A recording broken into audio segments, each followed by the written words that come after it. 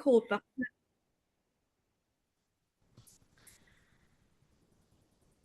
Okay, welcome everybody to the summer iteration of the Inclusion Research Leadership Research Interest Group. And it's great to see everybody here today. I would like to welcome Professor Dan Goodley, whose research interests lie within the critical disability studies and the contested nature of the narrow and orthodox conceptions of the human condition within the 21st century. In this session, Dan will be discussing his research around the legacy of pathologization, specifically the ways we can counter the ableist and disablest narratives within HE. Over to you, Dan. Thank you very much. Thank you. Thanks for the opportunity first. I'm going to just try and do that thing where, an old man tries to share some slides. And hopefully if I press slideshow, if someone could give me a thumbs up if they can see the slideshow, fabulous. What I was hoping to do today was to tease out a number of ideas relating to the Depathologising University. And I just want to start by saying thanks so much for the opportunity to share these ideas and really welcome any follow-up conversations with people around this. What I'm also going to be doing is I'm going to be talking a little bit through a paper and hoping that catches your... Then I think there's some distortion happening with the audio. Oh, I think Stephen. Could someone mute Stephen, please?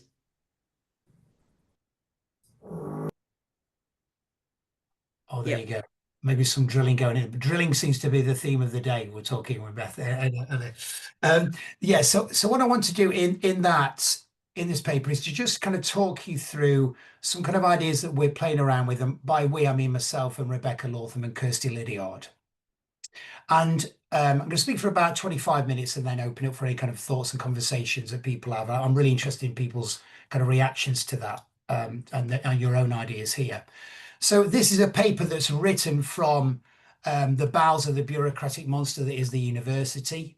It's sadly a paper about the mundane, that is administration, but it's also a conversation with something called depathologization. This is a word and a concept that we've been playing around with more and more over the last year. And I suppose a way to think about this idea of depathologization, it sits with the lessons of decolonization. So it's very much kind of inspired by decolonizing work. We're not in any way trying to appropriate decolonial work. We're not trying to, steal it. We feel that depathologization sits alongside decolonization as perhaps a useful concept. And the way to think of depathologization is that it tries to challenge some of the disabling legacies of ableism. And perhaps ableism can be understood as an ideology that privileges able-bodied and mindedness. And within that ideology, there's a preferential citizen at play, someone who's self-sufficient, autonomous, independent, and entrepreneurial. So what we want to do in this kind of depathologization is to consider this as something that sits in counterpoint to ableism. And our learning about depathologization is taking place within the university. Now, we know, of course, the university is an ableist and elite institution, and that will differ. I'm a Manchester Polytechnic graduate, for example. I had a very different kind of university experience to some of my friends who went to the old universities. But I think we can say that the university or universities have been set up often without disabled people in mind. So depathologization is this idea of the university somehow doing something against its own traditions, its own history. And that something is about inclusion and links obviously with your group around kind of ideas of inclusion, inclusive leadership. And in an earlier paper, I tried to kind of unpack what this a depathologization or a depathologizing university might resemble. And I think it's something about rehumanizing the institution. It's something about rebuilding inclusive communities. It's something about mutually recognizing one another, of embracing our relational selves, of working with intersectional engagement and being aware that intersectionality leads to kind of moments of conflict. And it kind of taps into kind of broader concepts such as epistemic justice and crucially for us, equitable collaborations with disabled people's organisations. So these are organisations that often exist outside of the university. And in this paper, what myself, Rebecca and Kirsty tried to do is to think of the university as already depathologizing, to actually say, well, you know, can we find some moments, if you like, of when the university is actually involved in some form of depathologization? So we are making a claim there. And we, you know, one could argue that maybe that claim is a bit too optimistic. But our argument is that in some of the mundane work we do as project leaders, as research project investigators, principal investigators, we think we are engaged in some kind of practices that might be viewed as depathologizing. So what I want to do there is just to put in the second slide. I'm just going to check you can see that second slide. Great, thank you. So we're very much inspired by it's a short text by Le Papasan. And Le Papasan argues in the book called A Third University is Possible that good stuff's already happening. And just to quote from that, Le Papasan says, already you can find in the university, there's a building of a decolonizing machine out of colonizing scraps. And this is, quote, working with multiple forms of command and various vertical, hierarchical, lateral and organic codes. An effective decolonizing university shares, quote, a love for Black life, for Indigenous worldings, for their futures. And it already exists because, quote, it's assembling, it is strategic, it's timely, it's unromantic. But it's also problematic. You know, it awards, as people say, it charges fees and grants degrees. It's anti-utopian, and it's a machine that produces machines. And what we love about that quote is this idea, actually, that if we sit and think carefully together, we could actually find examples of, for Le Papasan, a decolonizing university. And we would also argue we might be able to find moments of depathologization. Now, one of the kind of big words to bear in mind, and something that Le Papasan really kind of pushes, is the idea of friction and rubbings. And this idea of friction is that in the creation of a decolonizing university, or in our case, a depathologizing university, this does not go without conflict. We rub up against each other as people. We rub up against bureaucracy. Bureaucracy rubs up against us. And we know that there's always friction. But in some ways, that's kind of something that disabled activists and disability scholars already know, because disability is always a frictional subject. Cara Kalik writes that disability offers impasse and possibility. That is to say that when disability is kind of, if you like, known or traditionally known, it's known as the opposite of ability. But at the same time, disability is always about possibility. So disabled people in the university find themselves in this kind of quite weird frictional space, often known by the university as a problem, but actually through their own kind of activism, particularly their connections with other disabled people, they find through disability their own possibility. So this seems to us to be something really productive. We know that too often the university views disability as a deficit. It's a problem. And for many people in this call, they'll be aware with any kind of question of inclusion, you're often portrayed, if you are somebody that works in and around inclusion, you're often portrayed as a problem. You know, you're bringing in inclusion. EDI is often seen as a distraction. I was in a training session the other day where an academic from a different faculty responded to a call for us to think more critically about race in the university. And they actually said that. They said, I feel this is a distraction from my day-to-day work. And for many of us who work in kind of disability, we often feel that we are a distraction. And I think the reason we're a distraction or perceived as a distraction is that we come in and say that actually disability is an opportunity. It's a possibility. It provides new ways of working together. And, you know, that's quite different to the traditional ways in which disability is understood. So by depathologizing the university, or finding moments where the university is already depathologizing, we think it relates to those moments when disability is viewed as an opportunity rather than a problem. And the other thing that we kind of make reference to in this slide is that we are Kirsty, Rebecca, and myself, as everyone who works in a university, we are the university. And I think sometimes the language that might be used is a kind of us and them. People who do EDI or do kind of, inclusive stuff are almost like, we're not the university. And I think that is a big mistake. We need to recognize that we're all part of the university. We are the university, and all of us are living contradictions. We're living, if you like, frictional subjects, as the Papasan would have it. So I just want to briefly talk about, the kind of spaces that we are thinking about the idea of depathologization.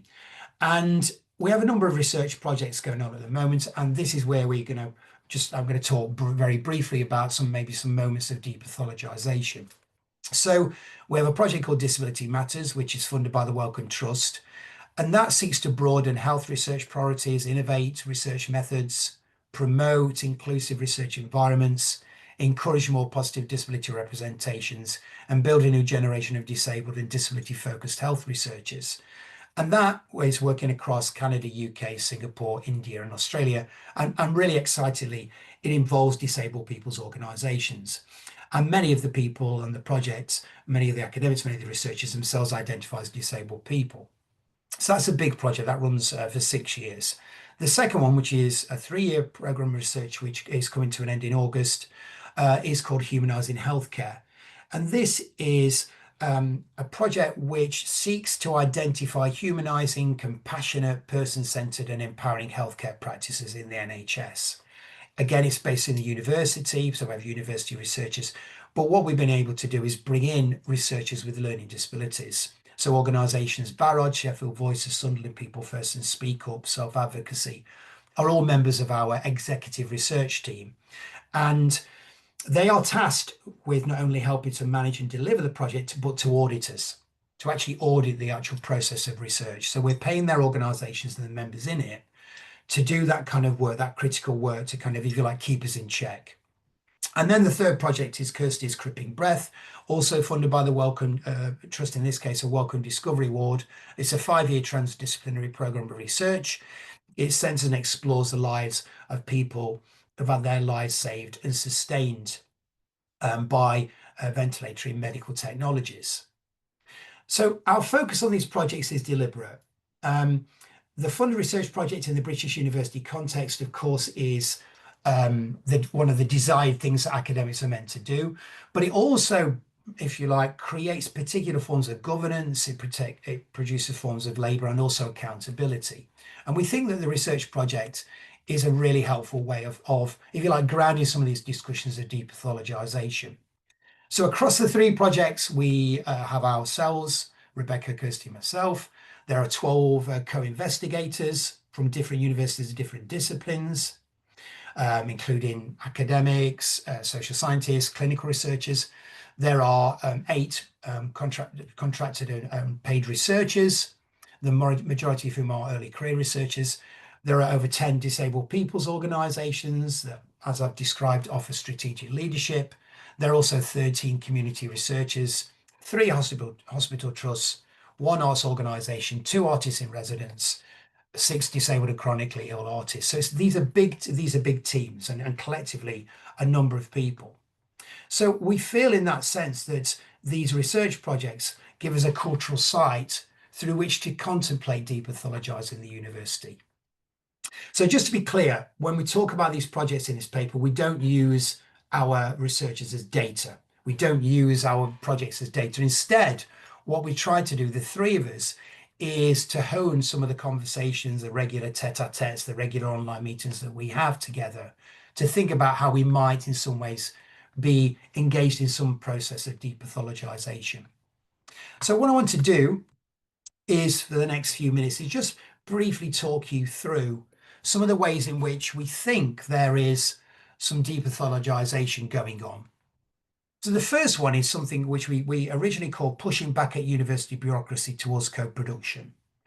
And perhaps we change that term now from pushing back to working with, or critically working with bureaucracy. Perhaps that makes sense in a short while. So, and one of the ways in which we feel that we are engaging in depathologization of the university is through our commitment to co-production. Now, working in collaboration with our disabled people's organisations has created so many possibilities for philosophical, methodological, analytical approaches to research. We've written together, we've published together, and we remunerate our disabled people's organisations through the payment of a competitive consultancy rate to offer strategic leadership, analytical input, and share our work through our networks. Over the 3 projects, we've budgeted $750,000 to pay disabled people's organisations. Now, what we want to talk about is that that sounds simple. The university paying disabled people's organisation. And of course, as anyone who works in a university with bureaucracy will know, it's never simple. And in our paper, we quote the Indigenous writer Thomas King, who writes in his 2014 novel, The Back of the Turtle, of a First Nations community returning to their homeland, a cherished place that has been devastated by white settler extraction and pollution. And in the book, King writes, a boat runs ashore on the beach of the community, and 2 characters debate pushing the vessel back into the ocean. When are you going to get another chance to push a ship off a beach? One asks. And then Marie asks Gabriel, this is what Mara, one of the characters, asks Gabriel, when are you going to get another chance to push a ship off a beach? Gabriel replies, but you're never going to move it. And then Mara says, it's not about the moving, it's about community. And that kind of story is very beautiful because it feels like quite a helpful story to keep in mind when we are engaged in the deep bureaucracy of the university. And indeed, King's words resonate with us as we push back against or try to work with university bureaucracy. Now, Tanya Tichkowski, who's a wonderful disabled and disability scholar, writes that whenever you think of disability, you always think of bureaucratization in the university, because disability always turns up as a bureaucratic problem to solve. But also, we might want to think about working with disability in a depathologizing way, about how this gets us to work with the university bureaucracy. So for money to flow from the funder to the university and then to the disabled people's organisations, we have to pull in the administrative machinery of the university. And at times we have to push back. We have to push back at some of that kind of bureaucracy that goes on. We rely upon a myriad of professional services colleagues to help us to find ways of getting contracts, of setting up vendors to pay for the disabled people's organisations to do their work with us. We know that professional services colleagues are underrepresented. They're overworked, they're overbusy. We need to write collaborative agreements that are signed by the disabled people's organisations. Those legal agreements contain impenetrable legalese. We need to carry out due diligence checks on our DPOs. That feels often quite abusive. DPOs have to demonstrate to the university, DPOs, disabled people's organisations, have to demonstrate to the university that they're trustworthy. We have to set them up as vendors. There is an endless to and fro of emails, the triggering of and waiting on the payment of invoices. And when we work with our non-academic partners, our DPOs, we have to push back at some of the esoteric language of bureaucracy to make things more understandable, practical, doable. We work in collaboration with our DPOs to support them with these processes. We chat online, we meet in person, we share frustrations. And in the doing of this, what is very interesting is, when those, if you like, contracts get signed, just like King says, community is built. And quite honestly, our only hope is to hang on to each other. And if co-production, if you like, is the goal, is the beautiful goal that we're all searching for, where some true depathologization we feel can take place as disabled people's organizations truly hold researchers in the university to account, it also means that we have to very carefully, skillfully, and often with frustration, engage with university bureaucracies, which might straitjacket expectations, aspirations, and practical outcomes. And it reminds us of a sociologist called Botero, who talks about the sociology of grudging acts. Grudging acts are those, quote, activities in which we really would rather not participate, but we need to perform nonetheless. And these grudging acts are actually the heart of any kind of bureaucracy. Maybe grudging acts are the heart of any kind of depathologization. We all do everyday grudging acts. It's part of our jobs. But but actually bending, oiling, and appropriating and pushing back at bureaucracy, we feel might feed depathologization because it drives research collaboration. So that might be the first example. The second example is what we call critically appropriating the performative university. So while our projects feel faithful to disability politics, the university often feels like more of a striating place. And we can find moments of depathologization within this conflict. We know, for example, that the university is a neoliberal university. This, how many books and papers have been written about the neoliberal university? We know in the UK that we're particularly good stroke bad, depending on your view, at really neoliberalizing the university. Let's remind ourselves we have REF, Research Excellence Framework, we have TEF, Teaching Excellence Framework, and we have KEF, Knowledge Exchange Framework. And when you go outside of the UK and talk to other university colleagues, whether they be academics or professional services colleagues, they actually can't believe what's going on in the UK. Now, it would be very easy, we feel, to suggest that these kind of performative measures, if you like, prevent, stop, stifle research. And one could argue for that, and there's been many papers written about that. But we want to think about the ways in which we might use some of these kind of performative measures as positives, as moments of depathologization. Now, let's be honest, we dare not count the hours a week we each of us spend in meetings, compiling documents, writing strategies. But if we think, for example, of our commitment to our researchers, well, part of that commitment is driven by a desire to pass on security and permanence to them. As Kirsty writes, this inevitably pulls us into form filling and accountability, creating further modes of enactment. But we do recognise ourselves the privilege of working in a university as ourselves as having permanent posts. And this privilege comes at a price, an entanglement with complex, repetitive and continuous forms of assessment. And we need to resist, we feel, our support of researchers as being yet another diary entry in a week of daily 8 to 6 back-to-back meetings. So how can we kind of pause and think then about the depathologization possibilities? Well, one of the things we've done in our projects is to follow the new Research Concordat, which argues that you should give your researchers at least 10 days per year. And we've gone further than that. We've committed to giving our researchers 1 day per week for them to look at their own research and career aspirations. And so we think here that the Concordat, another performative measure, potentially if it's only read in that way, can actually be used as part of our own, if you like, giving back to our researchers within our teams. And I suppose the Concordat encourages universities to think proactively about how they build the careers of their researchers. And we're reminded again of Lepapperson, who writes this, quote, "Colonizing mechanisms are evolving into new forms and they might be subverted towards decolonizing operations." And they also write, Lepapperson, that some colonizing technologies have been hot-wired. And maybe we can hotwire things like the Concordat. Maybe we can hotwire elements of some of the performative stuff to support our researchers. And we feel that some of this hotwiring, some of this depathologization might come about through the mentoring and the support that we give to researchers, and particularly to disabled researchers.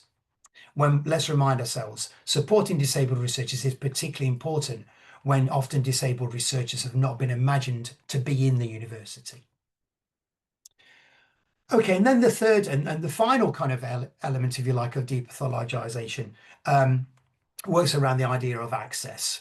And thinking about disability access, not just as a process, but also as a colleague. And we are indebted to the work of Ruby Goodley here, who's been writing about this idea of access as a colleague.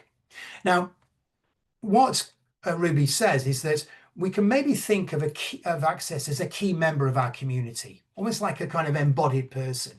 So imagine you're in a team meeting, imagine you're in a staff meeting, and you imagine access turning up as a colleague in that meeting. And access turns up alongside other colleagues, academics, researchers, professional services, and disabled people's colleagues. And when we think about the online space or the physical face-to-face meeting space, perhaps we need to kind of, review that table and kind of check in who's there, because each colleague invites different kinds of questions and offers different kinds of support. If we therefore were to imagine access to turn up as a colleague.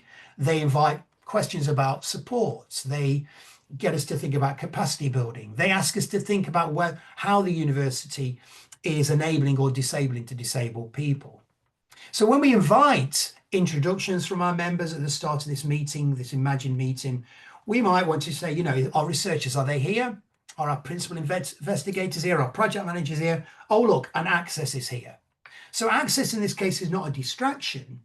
Access is a colleague and a welcome comrade. So by thinking of access as colleague, then, we would like to consider access joining other colleagues within the university to build research spaces that are inclusive. Perhaps access is one of our kind of key inclusion leaders. They're a colleague that rocks up at the space and alongside other colleagues asks difficult questions, but also comes up with exciting answers, some suggestions about how we can work together. What Lepaperson writes in the paper is that decolonization is often a dirty process, it's dirty work. And what Lepaperson is talking about is it's about bureaucracy, it's about the kind of everyday, the mundane. And I think by inviting or thinking of access as a colleague, this might in some ways prompt some kind of imaginations about the kind of work we do, which are about possibility. So to conclude, before I'd really like to open up for thoughts and your own thoughts and kind of considerations, it's really important to recognise, as I'm sure everyone in this call does, that we are holding this meeting today. We're doing our work together today in a really, really difficult time. If we think about what's happening in the States around how diversity, equity and inclusion are being, weaponized and being rejected. And also I feel some of the kind of global backlash against EDI alongside the mainstream of far right politics and economic crisis and war. I think people engaging in EDI work are finding it ever more difficult to do that kind of work. And in some cases that we know that in the States, people are being justified to explain their work. And in some cases, they're being asked to kind of hide their work, whether it be changing the names of their courses, for example, if they've got too much of a diversity spin. So to assert and insist and indeed to demonstrate how the university is a depathologizing university, we would argue is more urgent than ever. And while we're focused on research projects, we'd like to think more broadly about other elements of the university, ranging from colleagues in teaching and learning, staff and student support, human resources, finance, contracts, health and wellbeing, services, trade and student unions. All of us can be part of a process of depathologizing the university. Rosie Braidottier, a feminist affirmative philosopher, once wrote, "The whole point of being affirmative consists in inserting the practice of philosophy in such a praxis, so that we can extract from the ruins something that would and will have triggered the inspiration to go on," end quote. And that's a really lovely reminder here that, in these times of these very really challenging times, we need to keep finding moments of affirmation together, of inclusion together.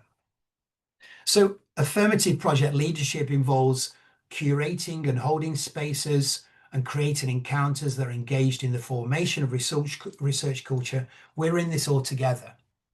And, to go back to start of the paper is to recognize ourselves that, these being together and holding these spaces is never easy. There will be friction, there will be conflict, and there will be disagreement. And we should not romanticize this work, as Lepaperson says. This work is hard. It has to be honest, it has to be reflexive, and it's also got to be about, admitting if things are going wrong there. So depathologization is, following Lepaperson, to quote them, dirty work. But it's also emotional work. It's conflictual, it's draining, it's often uncertain, it can be experimental, and it can be risky, not least for disabled academics and professional service colleagues. So to conclude, by centering disability as the driving subject of university transformation in terms of inclusion, it means that we engage with disability's disruptive potential to reimagine together what it means to work in ways that engender recognition, care and consideration. It's important that we keep our conversations going and share our moments of success and indeed failure as part of a wider systematic project of depathologization. We need to get real about the university. Depathologization demands a pause, a time to reflect and rethink the civic responsibilities of the universities. And quite honestly, this work can never take place if it only takes place in the university. By having disabled people's organisations come into the university, for example, they fundamentally transform it. It's like, if you're having a family argument and, and then the neighbour comes by, knocks on the door and comes in, suddenly everyone starts behaving. Well, it's not just that, it's actually about having external people coming in and asking more tricky questions, maybe getting involved in that family argument. So depathologization invites us to pause, to meditate, and hopefully to reimagine the university. More work needs to be done on reimagining the university. And we should, of course, I'd like to conclude by saying that those of us who work in the university are the university. And of course, we all have work to do. So I'm going to stop there. Thank you.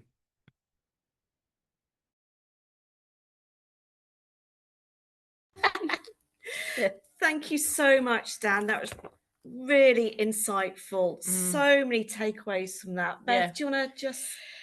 So just a summary, I've kind of put this together as you were talking, and we're both really inspired with what you had to say, Dan, so thank you. I heard that you were talking about really deep cultural change, seeing possibility and positivity in difference, and this not being a problem to solve, but as a springboard for positive change. The road of this conversation and the actions to be taken is bumpy, full of potholes, and because change is tough to achieve. But actually, ultimately, these ideas are ones that stretch beyond just the universities that we're talking about and the university that we're part of. They fall at the heart of the whole of society. So leaving us with the contemplation of how we would treat access at our next departmental meeting. So thank you. I just love that idea that we are access. We are access. How do we make sure it's fully inclusive in terms emotional, of the conversation? Psychological, it's beyond just the physical, the social. Yeah. So thank you so much. So much to think about after this as well, Dan. Would anybody like to jump in and yes, I would actually, because I've only got an hour, unfortunately. The thing that I would say is that I've been disabled. I'm an albino, and I had to go to special school when I was a kid. When I went to university, and particularly at the IOE, it was really bad. Actually, it was not good. I had to fight to get larger print, and then to actually say, look, why don't you produce the materials beforehand and just email them to us? Oh yes, we'll do all that. And then you thought, well, I shouldn't have had to fight this. This was a very basic, and I was paying actually. So my general feeling is that even now, I know I agree with what the professor said, because the bottom line is you can't even get if you are on have a wheelchair, you can forget it. You just even getting into universities are a bit of a pain just to do that. Can you find a lift to take you up to where you need to go, etc., etc.? So it really is. I don't think we've even got to the stage of really thinking about the culture at all. In fact, I think we have put aside. I'm sorry, but after nearly 70 years, that's my view anyway. Thank you. Thanks. Could I respond to that? I mean, I don't want to in any way give a sense that things are great, or that the university has dealt with disability access and also the place of disabled students and disabled staff. But I think one of the things that we are working with is it seems that no matter how many kind of policies are put in place or how much kind of guidance or how many kind of training courses, increasingly these are online training courses, of course, that people tick off at mandatory, there still seems to be a deep cultural problem within the university in relation to disabilities you just described.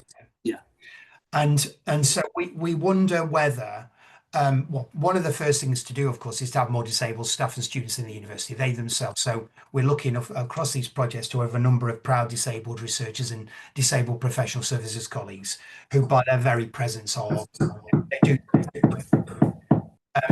But we're also wondering about, which goes back to the very, I thought, very generous kind of summary there that was just given, is what kind of cultural work can and should we do? And this cultural work takes place in people's relationships. And actually, one of the tensions we have is that if people are told policy-wise, this is what you should be doing, and it becomes a kind of tick box exercise, that's ignoring actually the kind of everyday relationships that go on where we know those kind of things in those relationships, not perfect, where the kind of proper work of depathologization or in this, access takes place. So I think what we need to do is spend more time sharing those stories of, like you just did there, of this is what I had to do, but also who are the people that you were working alongside to do that stuff, which you shouldn't have had to do in the first place. Because I think the other thing that's happened is there's been a really false split between academics and researchers and professional service colleagues involved in a kind of broader understanding of research culture. And we need to find ways of working together, because quite simply, some of the most exciting cultural work that's taking place in the university is actually being enacted by professional services colleagues. But they don't have the time to write about this or talk about this because they're just, they're moving from one meeting to the other, just completely overworked. And they're doing that brilliant work often, and it's not being recognised. So actually, I think one of our jobs is to keep telling stories of where, these, at different levels, whether it be relational through to kind of policies, things are changing.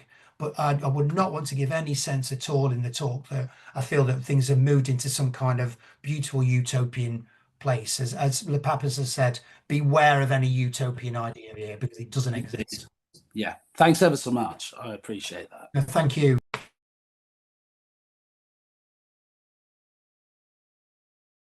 I think 5 years on Teams, we'd have figured out the mute button by now. But would anybody else like to jump in there from this? I mean, from my perspective, using TEF, REF, and KEF as vessels almost to which we can absorb and work with this idea of depathologization is something that's actually sort of curious to me. Dan, can you explain that just a little more? Thank you. Yeah, absolutely. I mean, I think so. I can only speak for myself, but I think it's very easy to write off things like the REF as yet another kind of performative measure of the university that is ruining everyone's lives. I mean, and there's a lot of truth in that, right? And I don't believe any director of research or any kind of, pro vice chancellor research, really thinks great. It's another day of REF stuff today, and and they, they've got T-shirts made that say, all like which are celebrated REF. I don't think that happens. I think that people feel a real tension in that work, and I think that people committed to inclusion are also, thinking about the negative knock-on effects of things like REF. But I suppose from what Lepapas is urging us to do, and I think we're trying to do with depathologization, is to try and find the positives, the productive stuff within some of the more difficult, challenging, performative moments. So I think, for example, if you look at the new REF's emphasis around culture, people, culture, and environment, I think there's opportunities there for us to think about the ways in which universities are creating spaces that are inclusive to researchers at various stages in their career, but also researchers from different backgrounds. Now, of course, there's going to be a performative measure to that. of course it's going to be rhetorical. Of course people will be accused of gameplay and all those kind of things. But I also think because of things like the REF, we've seen funders like the Wellcome Trust, for example, throw more money into supporting EDI. For example, research culture funding. And I think also people are taking more seriously questions of EDI, caring responsibilities, career stage and what have you, within that REF space. I don't think, our cultural work should or will only take place in spaces like the REF, TEF and KEF. And if they did, then we'd be in trouble. But let's be honest, lots of people lots of colleagues, lots of us perhaps in this call, spend a lot of our time doing that work. And I think we need to keep thinking about those moments where, we can identify and share moments of inclusion that come about within those kind of spaces. It seems to me that there's too often, at least in my own kind of reading of the literature, too often, a total rejection of these things. You hear people saying, if they're lucky enough, well, I'm just going to leave the UK and go and get a job elsewhere. Or you hear people outside of the UK saying, well, it must be a dreadful place to work. I'm not saying that those things don't exist, but this is a reality. This is the day-to-day reality, people. And I think we have to work together to find those moments of depathologization in those kind of performative things. Otherwise, frankly, it will only ever be bureaucratic. And I think also, just to finish, there are under the, if you like, the banner or the rhetoric of things like REF, there are ways, there have been, activities, relationships, ways of working created that could be read in positive ways. I'm trying to not be so, to just kind of do away with this stuff and, say this is just totally against us. It's interesting because as somebody who is fairly new into academia, spent 20 years in the classroom, this is all, we both Beth and I are very used to jumping through the educational hoops that is the educational system. But then sort of coming into higher education, this is my first round of REF, of the full cycle. And I often feel that the performative nature that REF brings, that we have these deadlines, often breeds a sense of research culture that is one of convenient research. And somebody who takes pride in researching on the margins of the normative sphere.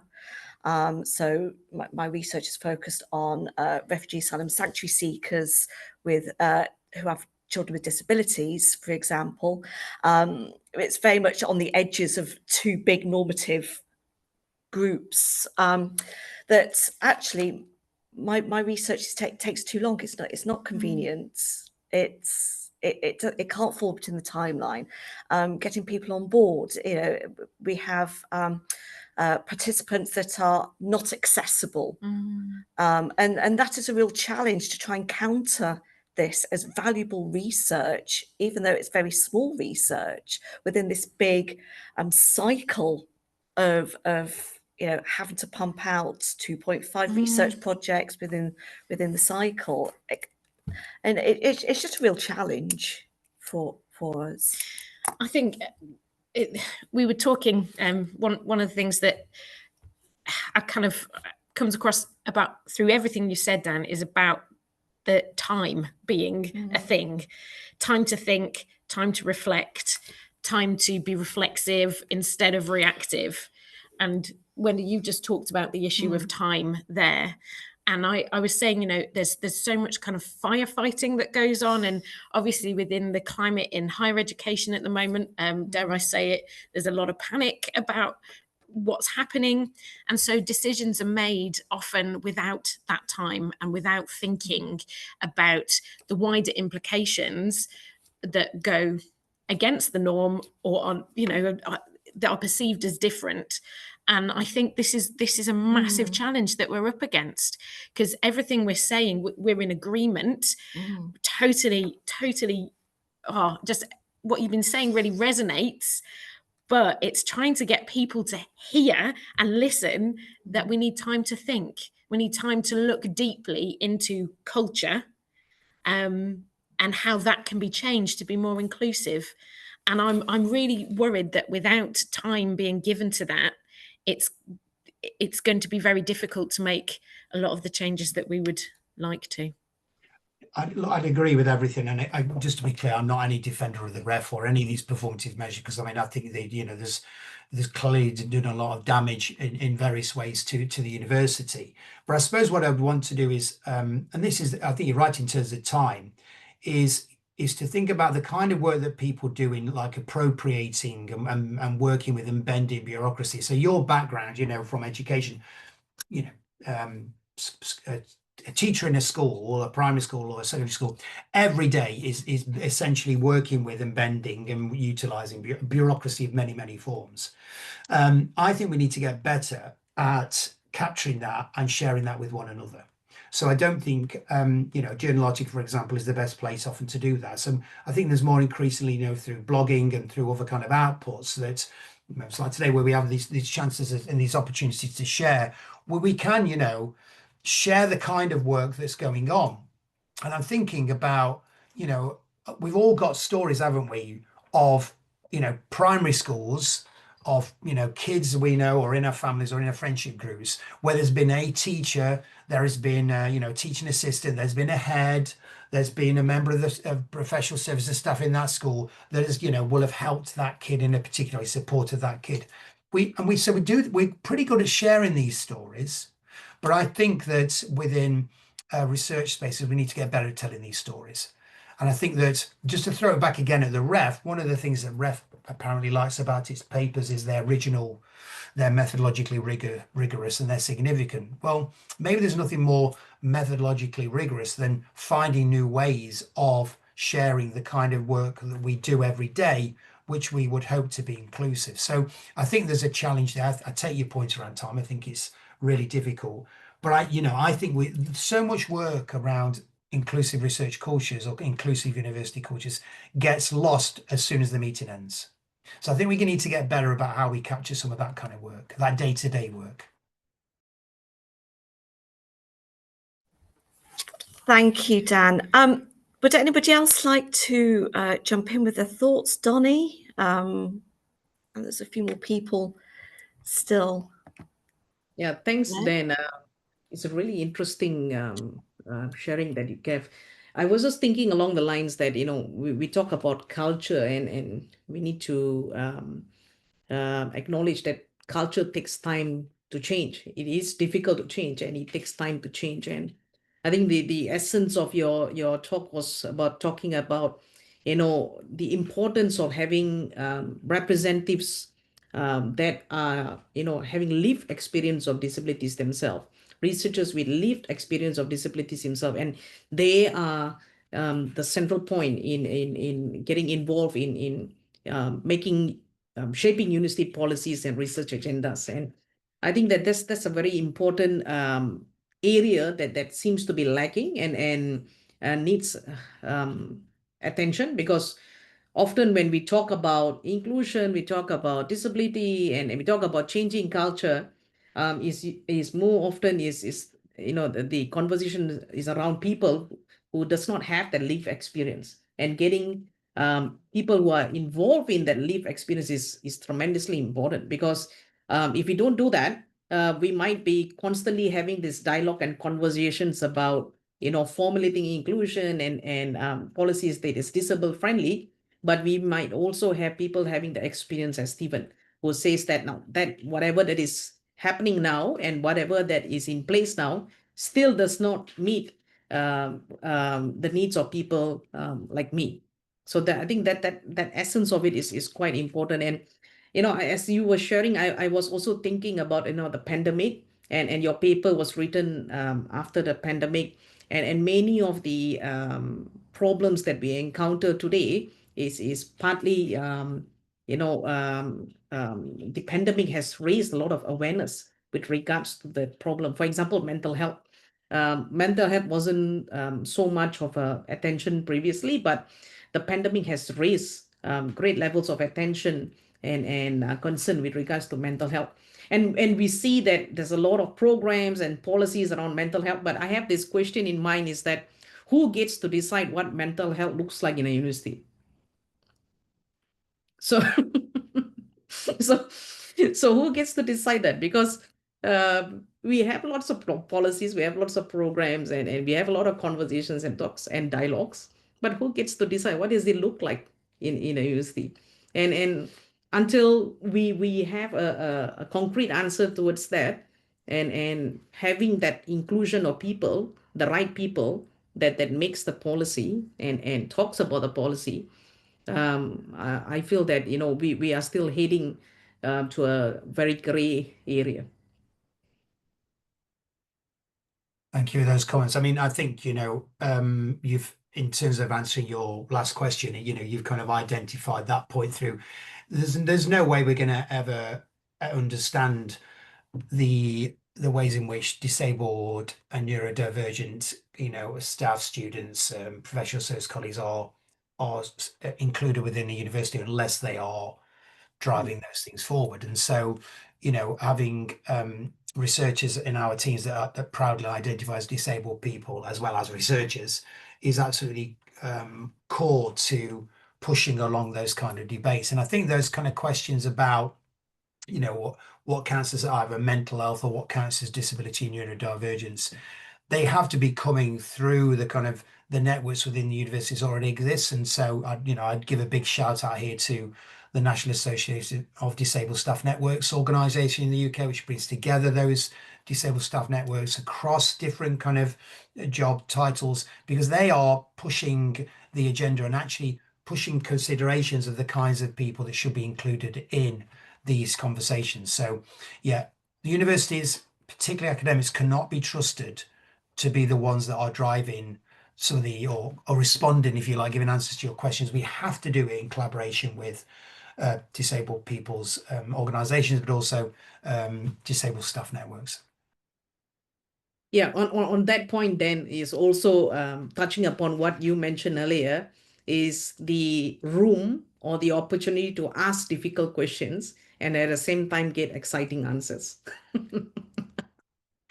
So I like that, and that will be a nice quote that I will remember from a takeaway from this session.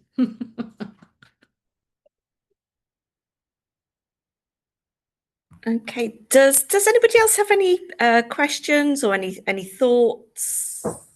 Yes. Can I just come back on one point, and that is that more recently I've done a piece of research on teaching assistants and a book, etc. But the fact of the matter is, although I got some support from a university, I did not. There was no discussion whatsoever. I had to go to certain schools, travel down there, do this, do that, and I did it on my own, because at the end of the day, again, I had a problem. I thought myself, shall I say to them, well, I have problems finding, I don't know, taxis and this, that, and the other, because I need to get somewhere fairly quickly, and I won't be able to see bus numbers and this, that, and the other. So I need. In the end, I thought, forget it. You've got to. I'll have to do it myself. And I've learned this, and this is what happens with most disabled people, that I can't deal with this anymore. I've tried to get in touch with the university. I've tried to be reasonable. I can't be bothered anymore. And I think this is a major problem, because it's not that even academics are terrible or this, that. It's not like that.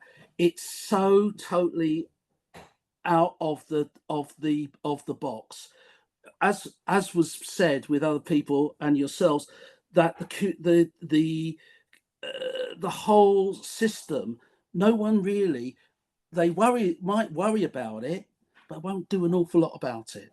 And I think that's what really concerns me, because most disabled people say, oh, I'm going to try and do this myself, because it's nearly impossible to get through to you. And in actual fact, what I'm finding now, just to do basic things, if you want to speak to Virgin or this, that, just it's getting worse and worse, because you're not even dealing with people anymore. And I think that this is a major issue with universities in terms of we've got to talk to them. They've got to listen. And this is what I'm saying, that really and truly, universities must have to listen. If, and only one reason, if you want money from people that are disabled and are prepared to pay to go on a course, if you don't get this, it's going to be very, very difficult. And I haven't seen, as I said from the beginning, there's not been real movement in terms of social development for years and years and years. And I can deal with things myself now these days, just have to. And I think most people are like that. But I just wish to Christ that universities come out and actually say, we don't know. Because if they say that, at least that's a start. Yeah, I totally agree. I totally agree. So I think there's a number of kind of things at play. I think there's something, your point there is that there's questions about the university resources more broadly for disabled colleagues. I think there's a complete problem around access to work and the lack of access to work, and its lack of kind of match up with particular institutions, particularly universities. And Harmony Serenian, one of our colleagues on a different project, is following this up in a working group with NADSN around trying to gather stories just like yours around the problems, the barriers, and these are real barriers to even do, you know, day-to-day work, because the access to work funds have not been put in place for the various people, whether it be disabled researchers. So there's a complete, you know, a lack of communication between universities and access to work. But I think you're right. I mean, one of the things that the research culture question, obviously, or university culture question prompts is not just a question of resources, but it's a question of knowledge and sharing. And I think you're dead right. There needs to be some honesty from the outset. If people say, we don't know, right? You can work with that, right? Or you can't work with that. You make your own decisions. But the fudging of ideas around, well, you know, is exactly.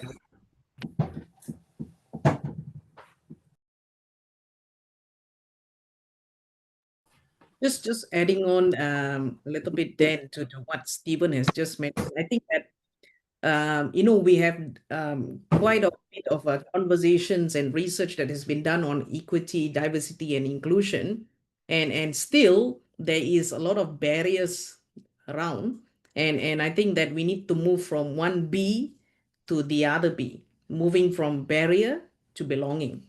And I think the concept of equity, diversity, and inclusion has to evolve now to include belonging. So from barriers, moving to belonging. And I think that if we have that in frame of mind, we are not able to solve everything, is what you said then, but we can solve something along the way.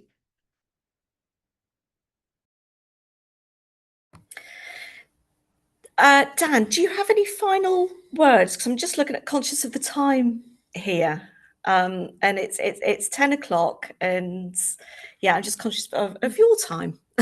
That's great. No, I mean, just to say thank you for those really thoughtful responses. And yeah, if anyone has any kind of thoughts they want to share or stories, then you've got my email link in the link that's been put in the chat by Donnie. So thanks ever so much for the opportunity. It's been great.